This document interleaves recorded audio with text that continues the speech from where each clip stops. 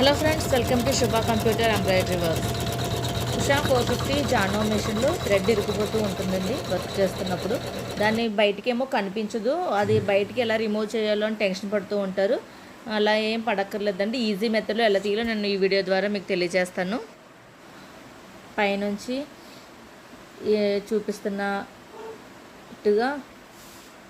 Arrow ద్వారా ఇలా కిందకు వచ్చి మళ్ళీ కింద యారో ఉంటుంది, ఆ యారో ద్వారా అలా పైకి వెళ్తుంది కదా. ఇదంతా మనకు కనిపించదు. అక్కడ నేను చూపిస్తున్న వేలు పెట్టి చూపిస్తున్నాను కదా, దాని లోపల స్ట్రక్ అయిపోతుంది థ్రెడ్. అది లాగినా బయటికి రాదనమాట. అప్పుడు ఏం చేయాలంటే అలా లాగకూడదు. ఇక్కడ నేను చూపిస్తున్న ప్లేస్ ఉంది కదా, ఆ ప్లేస్ దగ్గర దారాన్ని కొంచెం బయటికి లాగాలి.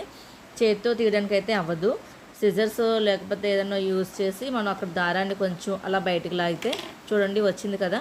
అప్పుడు ఆ దారాన్ని పట్టుకుని మనం ఎలాగైతే దారం పెట్టామో అదే వేలో వెళ్ళాలన్నమాట, అదే మార్గంలో వెళ్ళాలి. వెళ్తే చూడండి అక్కడ ఇరుక్కున్న దారం ఈజీగా అది అలా బయటకు వచ్చేస్తుంది. చూసారా ఎంత దారం మధ్యలో ఇరుక్కుపోయిందో. అంతేనండి, చాలా ఈజీగా రిమూవ్ చేస్తాం కదా ఇరుక్కుపోయిన దారాన్ని. నేను చెప్పినట్టుగా మీరు చేస్తే కనుక, అంటే నేను ఏ విధంగా అయితే నేను దారాన్ని బయటికి తీసానో అలా చేస్తే చాలా ఈజీగా ఇరుక్కున్న దారం అంతా తీసేయచ్చు. ఏం టెన్షన్ పడని అవసరం లేదు.